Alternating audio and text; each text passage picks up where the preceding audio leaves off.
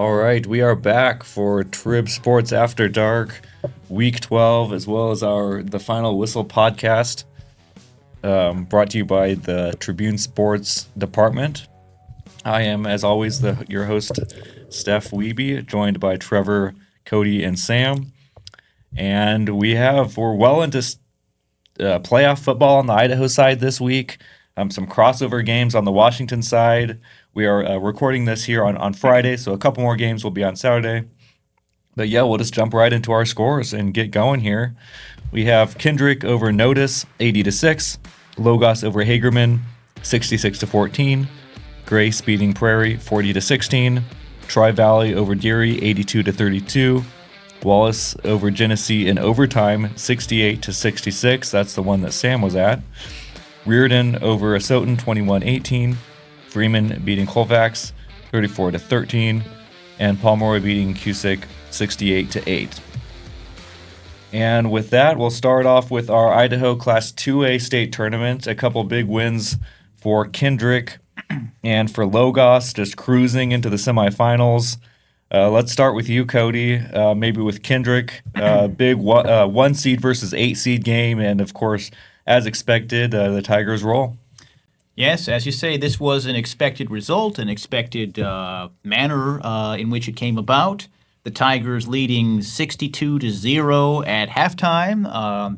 In fact, their coach Ty Kep told me that the starters of Kendrick, never allowed a single first down to Notice before they were benched late in the game.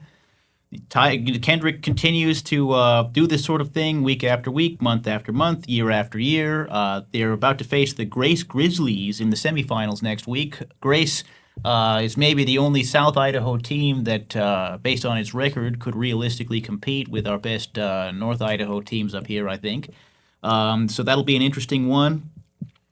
For Kendrick this week, we had Maddox Kirkland, the quarterback, in fine form, passing for 6 touchdowns and rushing for another.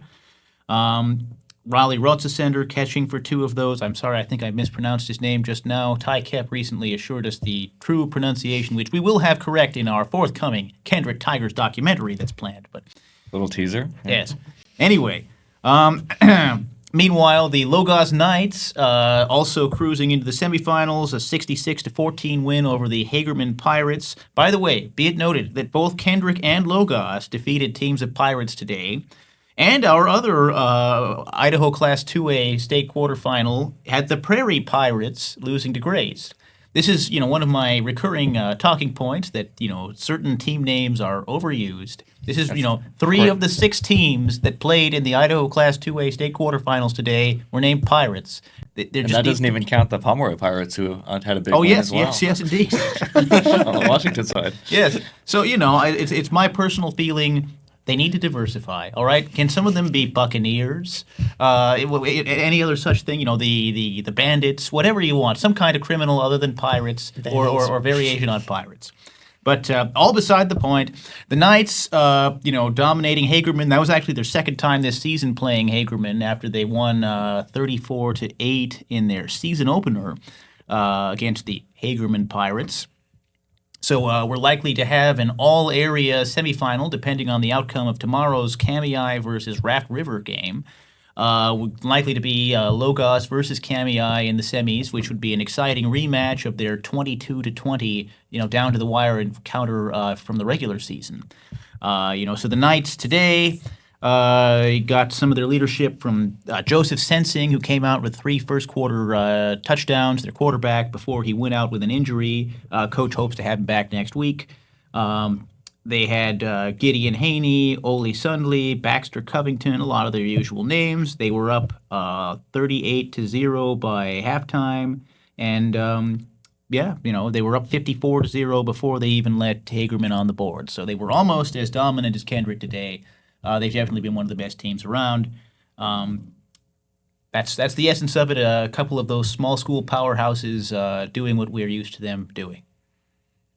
Yeah, Sam, you were obviously a voter in the polls throughout the whole year. Any thoughts from you on the 2A state tournament so far? Grace ends Prairie season, although a great season for Prairie as well. Let's see. Coach Ryan Hasselstrom saying that he thought his team exceeded expectations this year. I would agree with him. They had a great year. But Grace going on, a tough team. Just any thoughts from you, Sam, on this 2A tournament? Yeah, I'd say voters, I get a lot wrong. I'm sure my fellow voters got a lot wrong. But one thing we got right was the top of the 2A, because the top 4 teams are the 4 teams left standing. Except that KMEI hasn't played Raft River yet. Oh, my gosh. You know what? You're right. Maybe, maybe I just jinxed KMEI, in which case I know we're not. Anyway, I'm so sorry. At least 3. At least 3, and potentially 4. Oh my gosh. You know what? I'm just manifesting it for our area and for our neighbors, and it's just going to be a lovely time. But we will wait and see. By the time this airs, we will know, and we will apologize in the next segment or say we're all fine. We'll see. Anyway, so at least 3 of the 4 teams, and potentially all 4, were in the top 4. Prairie also was number 5 in that poll at the final poll, and they had a solid season, like their coach said. And so, Kendrick's Kendrick, another stratosphere. We'll see what Grace can do against them, and then Logos and KMEI and Raft River. It's going to be interesting to see how they all boil it down. Grace is number 2, right? Grace is number 2. Yeah, they were 4 in my personal.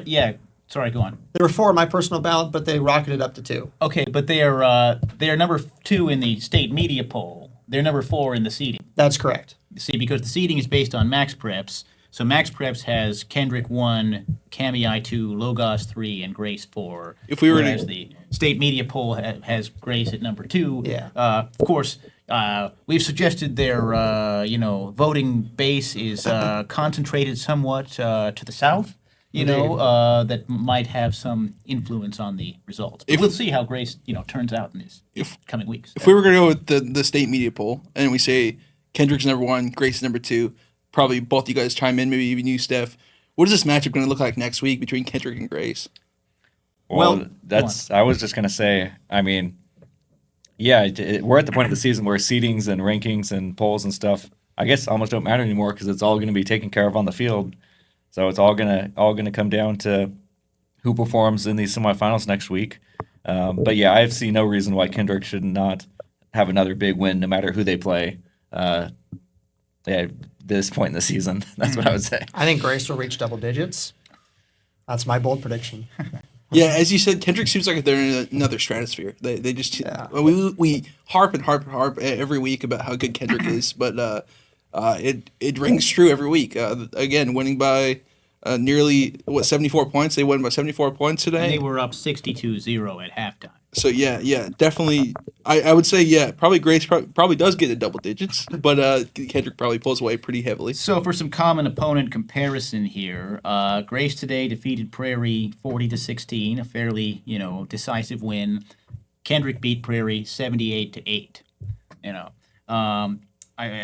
They've played, I think, more than one of the same opponents, and Prairie has done substantially better. Kendrick has done substantially better than Grace against each of their common opponents.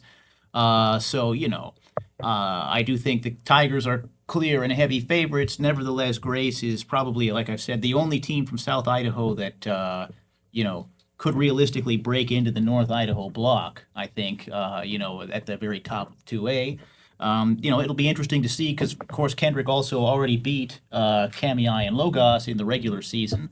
So, this is the last small school big hitter that hasn't had its crack at Kendrick yet this season in the state of Idaho 2A. And so it's an exciting one. It'll be interesting. It's a good chance Grace breaks double digits. They might do about as well. Logos got to double digits, the only team that has against Kendrick. And and actually, Logos and KMEI both did. Yes. 12 and 16, I believe. Yeah. So there we are. All right, definitely some exciting semifinals coming up to watch this next week. Details of that will come out, whether which teams are playing Friday or Saturday and where at. Sorry, I'm wrong. Logos had 24. It was 48-24. Now I remember. Sorry, go on. Yeah, but before bouncing over to the Idaho 1A tournaments, let's bounce over to the Washington side, where Pomeroy bounced back with a big win after their first loss of the season last week. Again, they beat Cusick 68-8, and another one of our teams that is having just a great season. They're going to obviously still alive on the Washington side. I guess I'll open it up to any of you guys. Just your thoughts on the Pomeroy season as a whole and on their big win today. So I believe Pomeroy's only loss came to DeSales last week, who is the number one seeded team, and Pomeroy number two now. Well, one guy that stands out every week that Number one seeded from our region. DeSales, yeah. No, the number one seeded from our region, not for the state. Okay, yeah. But Kaiser Harris is a guy that we talk about pretty often. Rushed for 169 yards, which is actually a pretty low day for Kaiser Harris, with 3 touchdowns. And then Vinny Vecchio passed just 2 times. He was 2 for 2 for 70 yards and a touchdown to Caleb Miller. So Pomeroy is a team that definitely looks pretty good. Obviously, they showed last week that they can be stopped, but they have a pretty efficient running offense that can be pretty deadly most of the time. And apparently their defense as well, usually keeping teams down pretty low, keeping Cusick to only 8 points. So, yeah, Pomeroy's a team that's rolling right now. Yeah, and well, just to clarify, there's seeds haven't come out for the Washington State tournament yet. But yeah, and this was a crossover game. Right. But the game between Pomeroy and DeSales a week ago was the wheat versus grape division winners of the Southeast 1B League, and the winner was supposed to get the higher ranking for the postseason. But yeah, you're right. The seeds haven't come out. Presumably, DeSales will have a higher seed than Pomeroy, though, when the state playoff. Yeah, Pomeroy on the Washington side, there's multiple steps for these teams to get to state and stuff with in-league games and now crossovers, and yeah, it's a little bit more confusing. But Pomeroy doing what it needs to do this week. Yeah, exciting for the Pirates. They've been a standout team for a long time. I remember a couple years ago when we were chronicling the Kendricks run of 425 consecutive points, something like that. Pomeroy was on its own run of 300 consecutive points game to game to game. So the Pirates have been consistent heavy hitters, offensive powerhouses, and they've had a great record, every year for a while, I believe. Although they've never, gone quite as deep at state. It is true, Washington 1B, there are a lot of teams. There's a lot of, strength over in Western Washington, so I think it's exciting. It's good to see the Pirates making that break, getting to continue their season, especially as we are no doubt going to mention their, fellow Washingtonians, the Colfax Bulldogs, having heartbreak. Yeah, let's actually talk about them next. I mean, Colfax, another team that had been, one of our area's undefeated teams throughout much of the year, and were until Friday. They finished their season 7-1, but their first loss ends up ending their season, which doesn't make much sense to me. I feel like an undefeated regular season team should go to state no matter what. If I was in charge of these brackets, I'll just say that. Yeah. But they lose to Freeman 34-13, and that will end their season. Cody, you were talking to Coach David Kofer. Just your thoughts on the game and what Kofer had to say. Right. So, the Bulldogs. By the way, Bulldog, another extremely common name. This was an all Bulldog clash. Colfax versus Freeman. So the Colfax Bulldogs were competitive for much of the game. They were actually, they were within a possession a couple times, but Freeman sort of slammed the door on them late, in a late third quarter and in the fourth. And Colfax, again, had been undefeated all season, 7-0. It wasn't racking up the 80-0 type score lines that Kendrick or Pomeroy were, but it was very steady, very reliable. And of course, as you get the bigger and bigger divisions of school, Colfax being in 2B, Washington 2B, it gets harder and harder to produce those kinds of numbers playing 11-man football with bigger teams. So, really an outstanding season for the Bulldogs. That's what the Colfax Bulldogs, that's what Kofor himself said in conclusion. He said, really proud of the season we put together. I thought our kids did a nice job of buying into what we were doing. Just a great year, great team to be around. That's from a coach who has definitely overseen growth in the program since he took over last year. And, so they have a lot to be proud of, even though they, didn't get to go to state in this curious system of Washington's postseason. They did get touchdowns, by the way, from Cooper Phillips and Riker Reed. Those guys, last shout-outs of the season. I will say, too, I spoke to David Kofer for our high school football previews. I'm not even sure if he expected this good of a season, really going undefeated during the regular season and playing this well all the time. As Cody said, like it was like 34-10. It was like 45 to 15 to 20. Those kind of closer games, not quite Kendrick blowouts, but wins are wins, no matter what. So, Colfax definitely showing out and had a great season. Yeah, as part of their undefeated regular season, Colfax beat Asotin for the first time in years. It was the first time that this group of Bulldogs, even the seniors, had beaten Asotin, and so that was a big deal for that group. And they all had a lot of pride and belief in each other. And so it's sad. I agree with Stav. I mean, they should to be undefeated in the regular season and to lose once and then be done. It just seems wrong, but that's the way it boils down for them. Yeah, and I think with that, we'll bounce back to the Idaho side for the Idaho Class 1A state tournament, where no more area teams in that one. Deary lost to Tri-Valley 82-32, just going against a tough Tri-Valley team are the Mustangs. And then, Sam, you were at a crazy game today between Genesee and Logos. Wallace. In Genesee and Wallace. Yeah. Pardon me. It goes to overtime. Probably the highest scoring game you've covered in football. Yeah. High school 18 football. touchdowns. 18 touchdowns, 68-66 for Wallace over Genesee. But yeah, why don't you tell us a little bit about it? Yeah, so it was, like you said, high scoring, 18 touchdowns, over 3 hours of real time, an extra period of football time, and a final of 68-66, Wallace over Genesee, another Bulldog team, and the many Bulldogs around the country.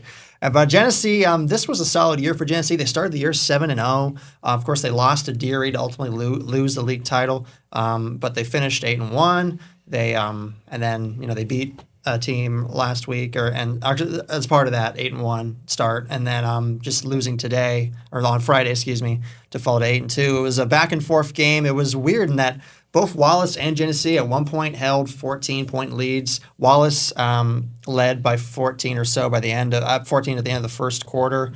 Genesee led by 14 at the beginning of the fourth quarter, and then it was Wallace of 28 points in the fourth quarter to force overtime, storm back into the game, and then make one more play. It was a linebacker for Wallace who had actually left the game with an injury earlier. He came back in and made the season-extending tackle of Genesee quarterback Jackson Banks there. And so it was a tough game all around, but a lot of stars on both sides. Noah Bowman for Genesee with 6 total touchdowns, 150 all-purpose yards.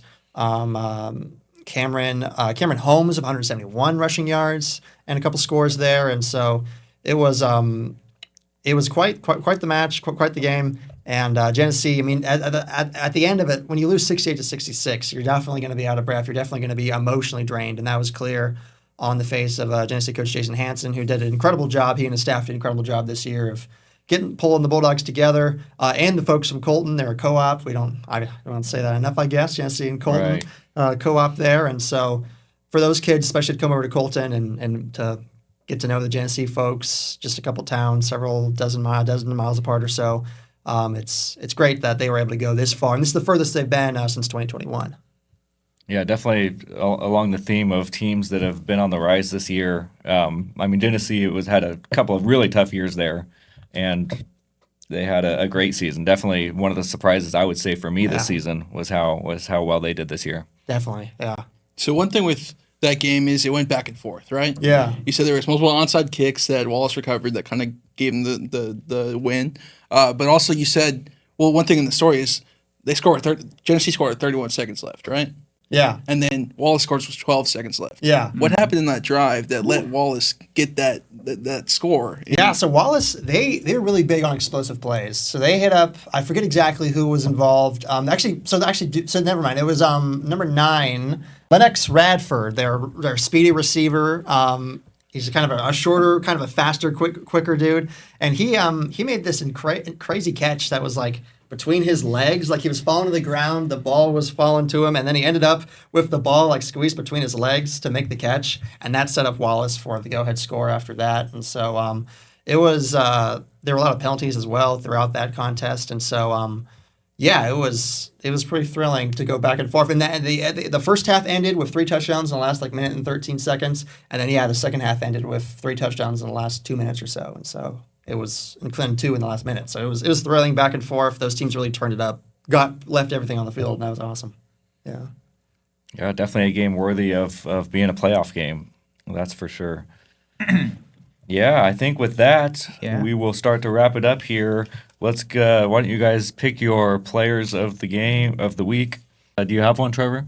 Yeah, I'm going to go with the guy that I've gone with many times before, Kaiser Harris of Pomeroy. 169 yards on the ground with 3 touchdowns. Again, an off day for Harris, really, when he sometimes goes for 300 yards or more.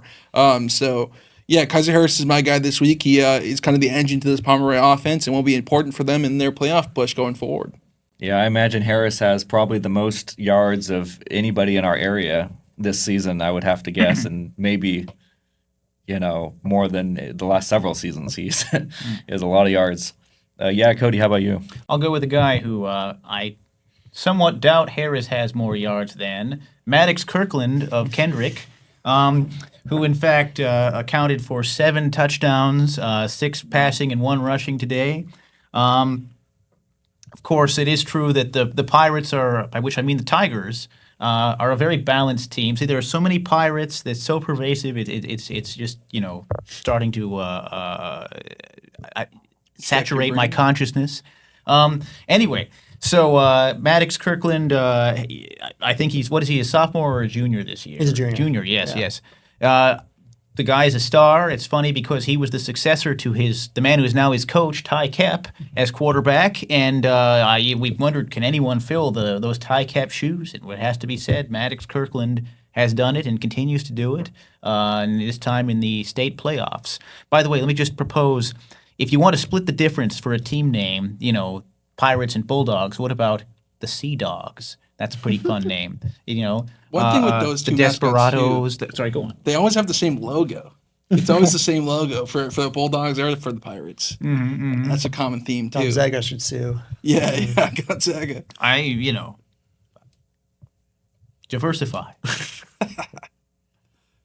Sam, what about you? Who's your player of the week? I have to take, I mentioned it before, but Noah Bowman. Not only did he count for 6 touchdowns, both rushing and receiving, he also had a really big defensive role. He batted down several Wallace passes and really came through for the Bulldogs today to make it as close as it was. Jason Hansen said that the other side of the field was basically shut down because of Bowman, right? Essentially, yeah. Like the few times that Wallace threw his way, Bowman made them pay and batted that away. And that's a rhyme, I guess. There we go. And then, and it was up to, Wallace quickly learned that, Wallace had like a 350 passing yards on the day, so they quickly learned that there were other parts of the Genesee defense that they could exploit, unfortunately. But Bowman did his job and kept the Miners at bay. All right, and I think that'll do it for this week. With that'll be our conclusion for Trib Sports After Dark and the first segment of our Final Whistle podcast. So thanks for tuning in, and we'll be back one more time, or maybe a couple more weeks. Hello, and welcome to the college football edition of the Final Whistle. I'm Sam Taylor, Wazoo beat writer for the Lewiston Tribune, here with Trevor John. Hey, Sam, how are you? Really good. Trevor is our Idaho writer, of course, and we're here to talk about some Vandal football. And Trevor, I hope you're doing better than the Vandals are maybe feeling this week, but you're here to tell us why it's not all sadness. There is hope for Idaho, not only the next 2 weeks, but also for years to come, right? Absolutely, yeah. So, as I mentioned in my column this week, the Tuesday Morning Quarterback, go read it at lmtribune.com. I think that what Ford has talked about and what I think is pretty prominent right now for the Vandals is, although they're not making the playoffs, they have 6 losses. They're 4-6 right now, which pretty much is effectively putting them out of the playoffs. That there's still hope for this team for the future. I think that one thing that's very important is Ford is building a culture. The culture takes time to build, and yeah, it's going to take time. And this is a very young team. This team doesn't have many returning starters. They only returned 1 starter on defense. And they're a top 3 defense in the league, just behind Montana and Montana State. So great defense, very young players, and just going to take time to develop. Yeah. And, of course, Idaho lost 20-14 right to UC Davis, effectively ending their playoff hopes this past Saturday. In that game, it was the offense. The defense did pretty solid in the second half, especially, but it was the offense that just really failed to get much going, right? Yeah, as you said, they lost 20-14 against UC Davis. So basically, what happened was the defense allowed 21 points in the first half. It looked kind of rough for the Vandals, but at the same time, they scored a touchdown in the second quarter. So it kind of felt like they were still in the game. They're only down 2 scores. They could still definitely come back. And in the second half, their defense held UC Davis to just 7 points, just 1 touchdown. And that's a great defensive standing. It's a good offense, one of the best offenses in the Big Sky. And then offensively, they just couldn't get much going. Complementary football is such a big, important thing in Ford's culture and talking about how the team will succeed, but they just couldn't get it going. The only 2 scores they had were 2 long plays, one 68-yard bomb to Michael Graves and a 35-yard bomb to Michael Graves, pass to Michael Graves. And, Michael Graves actually had a career high in receiving yards with 112, 2 touchdowns. And Joshua Wood had a career high in passing yards at 297. So still some good, but the offense really just couldn't move the ball very much. And I wonder if it's going to be a schematic change coming forward, maybe the next 2 weeks, or what they will do to adjust. I know after in your story, as you wrote in your post-game recap, you wrote that Ford said in his post-game news conference that the offensive plan was not up to his standards. They just didn't have a good enough plan. So not only was it execution, it was also, he blaming the coaches a little bit and his staff, him taking responsibility for himself as well, for the Vandals just not having a suitable offensive plan for UC Davis. Mm-hmm. Yeah. One thing that I think that I've noticed is Ford's not a guy that just goes blaming people. He obviously didn't say whose plan it was that failed. Right. But he talked about he's also accountable for himself. Talked about how he's involved in the offense now, and he's involved in creating the plan for the offense. And it just failed. So he said that he and the offensive staff need to relook on how they plan, especially on 3rd down and 4th down. They were 1 of 11 on 3rd down and 2 of 6 on 4th down, and the 2 conversions on 4th down were on their last drive, and that ended in a red zone pick from Joshua Wood. So those conversion downs need to be improved, and the plan going forward is to just adjust those and adjust some of the game plan to get easier 3rd downs as well. Instead of 3rd and long or 3rd and 8, get it to a 3rd and medium, 3rd and short, so that could be easier executed. And the Vandals wrap up their Big Sky, the 2025 season. We're going at Sac State this week and then host Idaho State the week after that. What can we expect from Idaho over the home stretch, even with the playoffs not on the line anymore? So Ford said that they could be a team that goes and packs it in, and they could just give up. But that's not who this team is. They showed that in multiple of their big losses. In those big losses, their unwavering belief, which I've talked about before, is a huge part of his culture. And it's the unwavering belief is that they can always win a game no matter what the score says. If they're doing a last ditch, lateral, million laterals backwards, they still think they could score and win that game. And so one thing with this Vandals team is they're going to continue the fight. They're going to continue to stay competitive in these games. I wouldn't be surprised if they win both these games, finish 6-6. And this is a team that's not going to pack it in. This is a young team. Ford said that it's a good time for these young guys to get good reps and get real life football and just continue to play good and improve and get better. So they're going to continue to fight. Yeah, and it was a tough year for Idaho to have some difficulties, especially in October, because this Big Sky Conference has proved to be pretty feisty, pretty interesting. We saw Eastern Washington almost beat undefeated Montana this last week. They lost by 5 and fumbled the chance they had in the red zone with their redshirt freshman quarterback passing for 450 yards. Eastern, of course, with a different quarterback, beat Idaho in Cheney earlier in the season with Joshua Wood absent. But it's just been a really interesting year in the Big Sky, and the Vandals are, very used to being at the top of the standings, being right, on the heels of Montana and Montana State, and, having those teams kind of end their season in the playoffs versus not even making the playoffs in the first place. So it's definitely a shock. The Vandal fans, you're probably used to making the playoffs because that's all you've known the last 3 years, and this year's going to be different. But it'll be interesting. Yeah. On top of that, I'll say Eck built a powerhouse. They built a great program that competed every year. But again, this is Thomas Ford Jr.'s first year as a head coach. Yeah, whole new staff, whole new players, mostly new players. At least players that haven't played much actual game time before. So it just give them grace, give them time. You can. I said this in the column, but you can grieve the season to not make the playoff. It sucks. You can grieve for a week or two, and then start looking forward. Start looking forward to a potential good Idaho team next year and the year after that, and just a team that's going to continue to build, get older, mature more, and get better each year. Yeah, and it's tough to be like, because I mean, Eck had obviously made the playoffs his first year in 2022, and it's easy to say, oh, I couldn't afford to do that. But it's just the college football itself has changed so much, even from 2022. The transfer portal has evolved, NIL has evolved. All these things are different, and it's a new generation of players basically that just have different priorities and different understandings and different circumstances. And so, yeah, Idaho may have fallen short this year, but like you said, there's a lot of hope that the guy, and like you said, like Ford said in a column that you wrote, that he doesn't believe that a lot of the guys are going to leave. The guys that are there are likely going to stay committed to the program. Yeah, he believes that this is a team, even in the era of a transfer portal, that wants to put together good seasons and continue to build on what they have. And so he doesn't expect many guys to leave. But let's move over to WSU.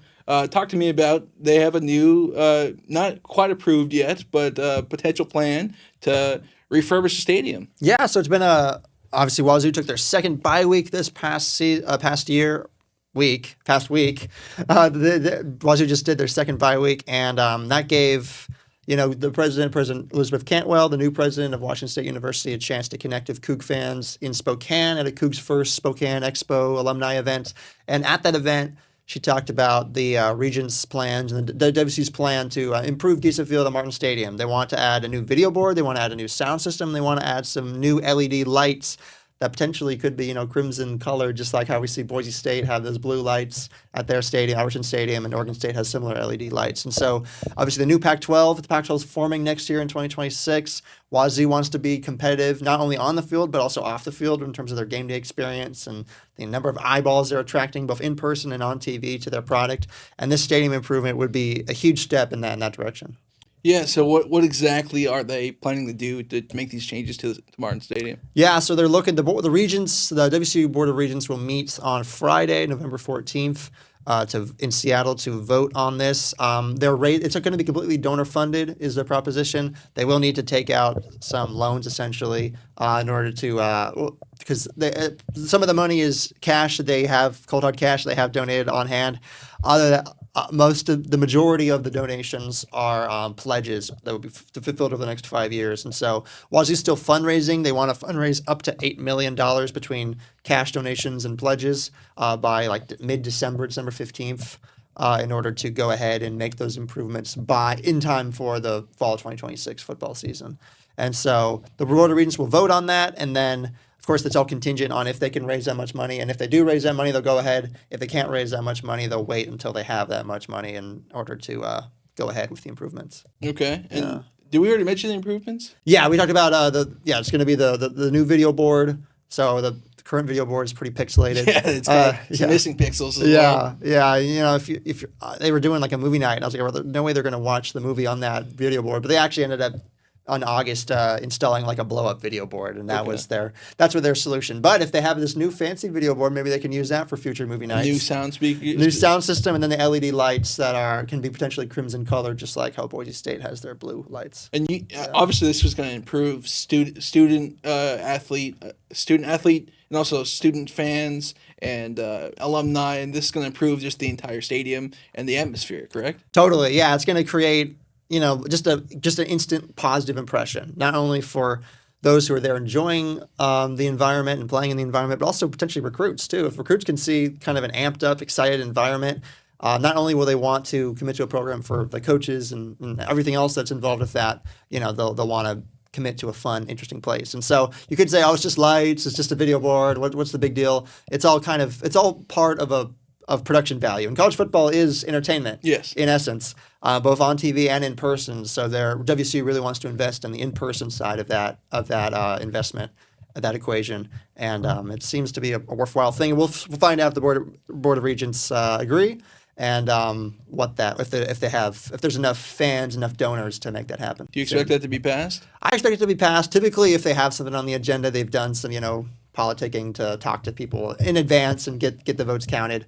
I don't think they'd waste their time on a vote that wouldn't necessarily pass. I think the main hiccup is going to be raising enough money, which should probably also happen, but we'll see. Looking forward, they have 3 more games, 2 more games? Yeah, it was 3 more games, 2 home, 1 away. They're facing Louisiana Tech this weekend. They're going at James Madison, and then they're having the rematch against a Rob Akey-led Oregon State Beavers squad 2 days after Thanksgiving. Of Pullman, correct?